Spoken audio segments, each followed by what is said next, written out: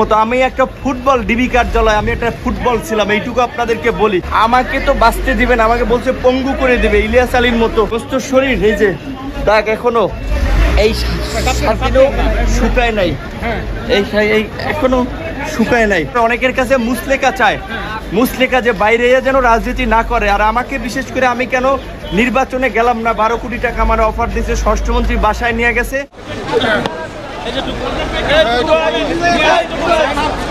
আমার কথাটা বলেন, নিয়ে আসছে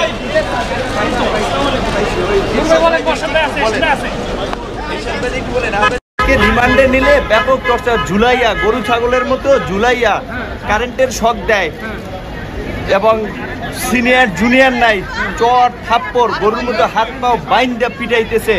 বারবার রিমান্ডে নিলে আরো টর্চার করবে। আপনারা আইনগতভাবে বলেন, রিমান্ডে নিলে যে রিমান্ডের যে নির্দেশনা, যে একজন ম্যাজিস্ট্রেট রিমান্ডে একজন ম্যাজিস্ট্রেট যে উপস্থিত থাকা অবস্থায় যে কথা বলবে সেইভাবে ব্যবস্থা করতে, টর্চার করে সবাইকে ব্যাপক মাত্রায় যেন রাজনীতি না করে। অনেকের কাছে মুসলেকা চায়, মুসলেকা যে বাইরে যেন রাজনীতি না করে। আর আমাকে বিশেষ করে আমি কেন নির্বাচনে গেলাম না, 12 কোটি টাকা আমার অফার দিয়েছে, স্বরাষ্ট্রমন্ত্রী বাসায় নিয়ে গেছে, তারপর আমি কেন নির্বাচনে গেলাম না, শেখ হাসিনাকে নিয়ে গালিগালাজ করি, বক্তব্য দেই সরকারকে নিয়ে। এই কারণে আমাকে যারা ছাত্রলীগপন্থী অফিসার তারা ইচ্ছা মতো ফুটবলের মতো, আমি একটা ফুটবল ডিবি কার্যালয়, আমি একটা ফুটবল ছিলাম, এইটুকু আপনাদেরকে বলি।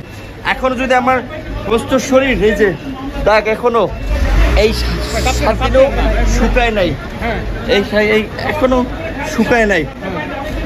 আপনারা একটু তো বলেন অন্তত রিমান্ডে যে আমরা এই সরকারের পতন ছাড়া আমাদের বাঁচার এবং জাতির মুক্তির পথ নাই। সরকার পতন না হওয়া পর্যন্ত হ্যাঁ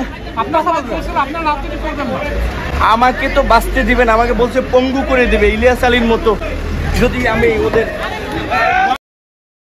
আমাকে বলছে যে পঙ্গু করে দেবে, আমার মতো দু একজন নূর না থাকলে তাদের কিচ্ছু হবে না।